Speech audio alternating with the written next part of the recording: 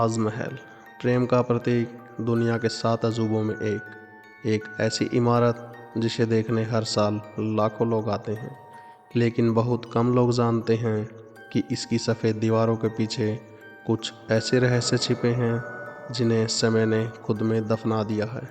एक भारतीय पर्यटक अविनाश शर्मा।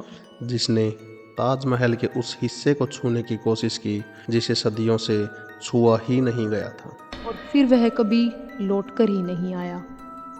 अविनाश शर्मा नैनीताल का एक फोटोग्राफर और इतिहास प्रेमी देश भर की ऐतिहासिक इमारतों की तस्वीरें खींचता रहा है, लेकिन कुछ महीनों से उसे एक अजीब सपना बार बार आने लगा था।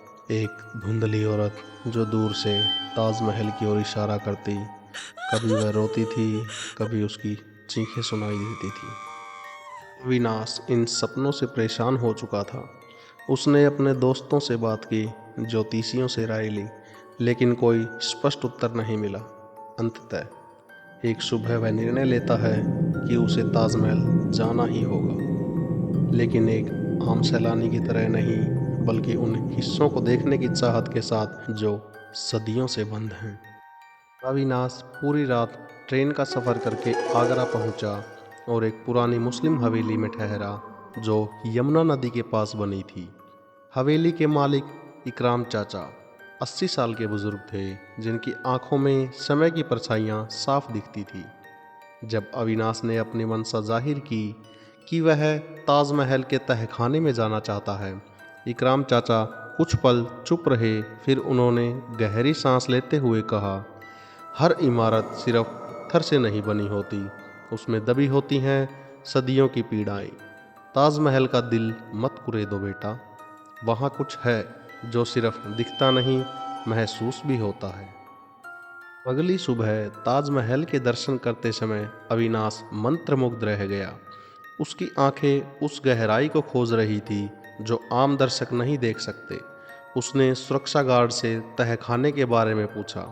गार्ड का चेहरा सख्त हो गया। वो दरवाज़ा तो सील है साहब, सरकार ने बंद करवा दिया है। कहते हैं वहाँ कुछ है जो नहीं सोने देता।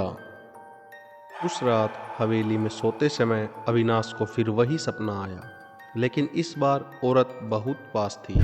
उसके चेहरे से सफ़ेद घूंघट हट चुका था, चेहरा लहूलुहान था, आँखों से काली स्याही बह रही थी और वह धीमी आवाज़ में बोली, नीचे आओ, मेरी कहानी अधूरी है। सुबह नाश्ते के समय एक अजनबी आदमी हवेली में आया और अविनाश से मिलने की इच्छा जताई। उसका नाम था रफ़ीक। खुद को एक स्थानीय इतिहासकार और गाइड बताता था। उसके पास कुछ पुराने नक्शे थे जो उसने अविनाश को दिखाए। रफ़ीक बोला, अगर तुम वाकई तहखाने तक जाना चाहते हो तो एक ही रास्ता है, एक पुराना गुप्त मार्ग जो शाही बावड़ी से नीचे जाता है। मैं तुम्हें ले जा सकता हूँ, लेकिन ये रास्ता लौटने का वादा नहीं करता। अविनाश कुछ पल सोच में रहा, लेकिन उसने मंजूरी दे दी। उस रात करीब करीब 12:30 बजे मिलने का समय तय हुआ। रात के सन्नाटे में दोनों ताजमहल के पिछवाड़े एक टूटी दीवार से अंदर घुसे। वह रास्ता एक गुप्त सुरंग की तरह था, अंधकार, नमसीलन और एक अजीब सी गंध से भरा हुआ। दीवारों पर पुराने ज़माने के उर्दू और फारसी में कुछ शिलालेख थे, जैसे जो अंदर गया वह लौट कर न आया। रास्ते में कई जगह अजीब चित्र बने थे। एक लड़की जिसकी आंखें नहीं थी, उसके चारों ओर आग की लपटें और चेहरे पर विहीन आकृतियाँ। अचानक एक ठंडी हवा का झोंका आया जिसने दोनों को कँपा दिया। रफ़ीक फुसफुसाया, वो जाग गई है, अब समय बहुत कम है। वे नीचे एक बड़े काले पत्थर के दरवाजे तक पहुँचे। उस पर खून से कुछ उकेरा गया था। जो प्रेम से बना वो अब प्रतिशोध से जला है। अविनाश ने हाथ बढ़ाया ही था कि जमीन कांपने लगी। दरवाज़ा बिना किसी छूने के खुद खुल गया और अंदर एक संकरी सीढ़ी दिखाई दी जो अंधेरे में गुम होती चली गई। दोनों अंदर उतरे। तहखाने में प्रवेश करते ही लगता था मानो उन्होंने किसी और दुनिया में कदम रखा हो। हर तरफ सीलन, दीवारों से टपकता पानी, दूर से आती धीमी चीखें। शब्द समझ नहीं आते लेकिन पीड़ा को महसूस किया जा सकता था। वह खाने के भीतर एक गलियारा था जिसकी दीवारें खुद ब खुद सरसराहट कर रही थी, मानो उसमें कुछ जीवित था। एक बड़ा दरवाज़ा रास्ता रोक रहा था, उस पर लोहे की कीलें जड़ी थी। अविनाश ने जैसे ही दरवाज़ा खोला, एक तीव्र ठंडी हवा भीतर फैली और दियों को बुझा दिया।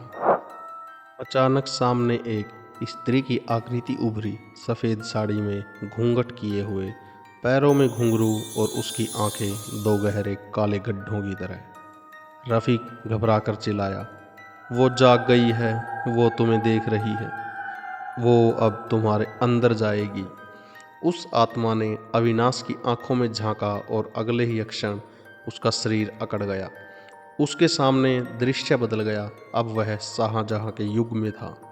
उसने देखा कि कैसे मजदूरों को तहखाने की निर्माण प्रक्रिया के दौरान जिंदा दीवारों में चिनवा दिया गया था। एक युवती रोशनी जो इन रहस्यों को जान गई थी, उसे भी मौत के घाट उतारकर तहखाने में दफना दिया गया। वही आत्मा अब वर्षों से बदला चाहती थी। रोशनी बोली, अब मैं तुम्हारे जरिए बाहर आऊंगी और उस हर पत्थर को जलाऊंगी जिसने मेरा सच दफन किया। दीवारों से खून बहने लगा और बिना चेहरे के लोग निकलकर अविनाश की ओर बढ़ने लगे। अविनाश ने रफ़ीक को खींचा और ऊपर भागने की कोशिश की, लेकिन रास्ता अब बदल चुका था। हर मोड़ पर रास्ता अलग होता जा रहा था, मानो पूरी इमारत जीवित होकर उन्हें बंदी बना रही थी। जमीन से हाथ निकल रहे थे, छत से काले धुएं की परतें गिर रही थी। रफ़ीक ने कहा, मुझे यहीं छोड़ दो, मैं उसे रोक लूँगा, लेकिन तुम भागो। अविनाश रोते हुए मना कर रहा था, लेकिन रफ़ीक ने खुद को जंजीरों से बांध दिया। उसकी आखिरी आवाज़ थी, अगर तुम बच गए तो सबको बताना, ताजमहल सिर्फ प्रेम की निशानी नहीं, एक जलती हुई आत्मा की चीख है। अगली सुबह ताजमहल के पीछे एक गार्डन में आदमी बेहोश मिला। उसका नाम था अविनाश। उसे अस्पताल ले जाया गया। कैमरा मिला, उसमें सैकड़ों तस्वीरें थी, लेकिन सभी काली। बस एक तस्वीर थी, एक घूंघट में लिपटी महिला जो एक दीवार से झांक रही थी। उसकी आंखों से काली स्याही बह रही थी। रफ़ीक का कोई नामो निशान नहीं था। इकराम चाचा ने केवल इतना कहा, कुछ लोग सिर्फ रास्ता दिखाने आते हैं और फिर मिट्टी में मिल जाते हैं।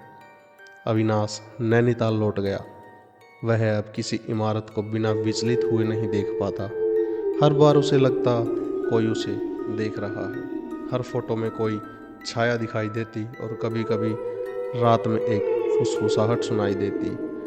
मैं अब भी दीवारों में हूँ, मेरी कहानी अभी भी बाकी है।